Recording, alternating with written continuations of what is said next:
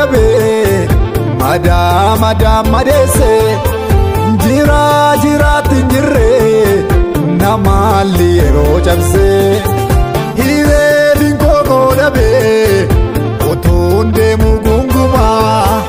arka kerratam vayem ani godan nisa joluma hire dinko godabe otunde mugunguma arka kerratam vayem ani godan nisa joluma malo malanzi gode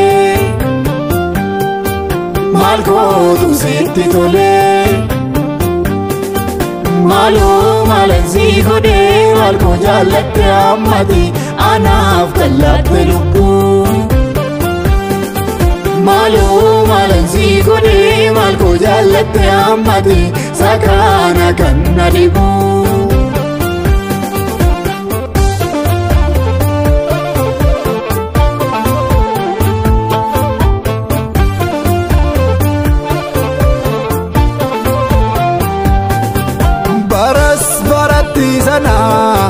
baran irraanfatamne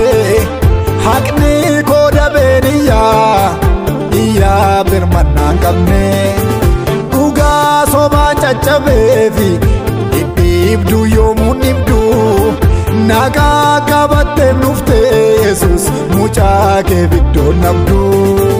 dhugaa sobaan caccabeefi dhibduu yoomuun dhibdu nagaa qabatteef dhufte Yesus mucaa kee biddoon nabdu malo malanzi gode malko tu sitti tole malo malanzi gode malko jalatte ammati anaf kallatte lubbu malo malanzi gode malko jalatte ammati sakana kanna dibu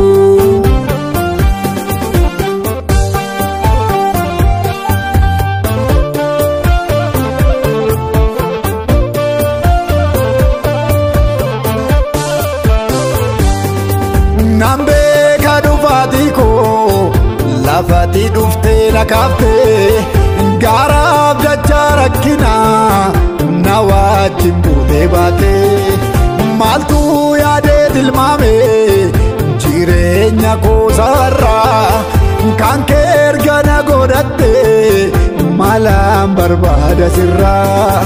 maltu yaade tilmame jireenya ko sarra kan kergana godatte malam barbada sirra malo malanzi gode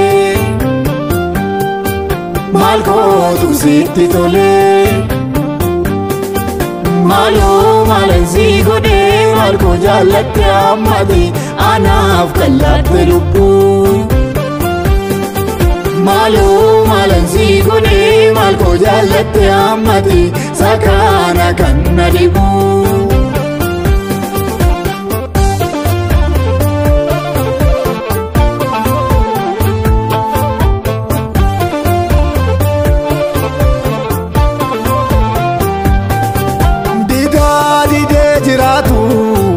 dadhabsiisa dadhabbi nama abdiisaa kutanne ijaarama qoor qalbii dadhabaa dabaan qabne na taasifteef Yesus koo umuriin koo aarsaa keeti dhuunfaadhu jireenya koo dadhabaa dabaan qabne na taasifteef Yesus koo umuriin koo aarsaa keeti dhuunfaadhu jireenya koo malo malanzi gode malko tu sitti tole malo malanzi gode malko jalatte ammati anaf kallatte lubbu malo malanzi gode malko jalatte ammati sakana kanna dibu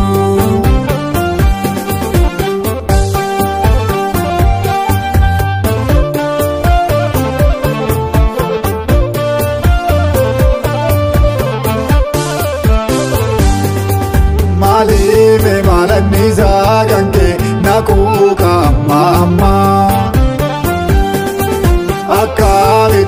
argadha maaloo jecha keessana asaasa wallaalummaa. Abduu koo abdii muree bala wallaalee utuun gaaffii deebisu. Dubbachuuf dubbii qabaa akka saadabee taa'e utuun qubaan odeessu. Ulfina kee mul'attee na burgeessiteem Yesuus seenaa koo isa baaramaa. Seenaa yaadatu mana koo keessaa qabda ansiifa wareegamaa. Maaloo maalansi godhee maal gootu sitti tolee. Maaloo maalansi godhee maal koo jaallatte ammati anaaf kallatte lubbuu. Maaloo maalansi godhee maal koo jaallatte ammati sakaana kan na dhibuu.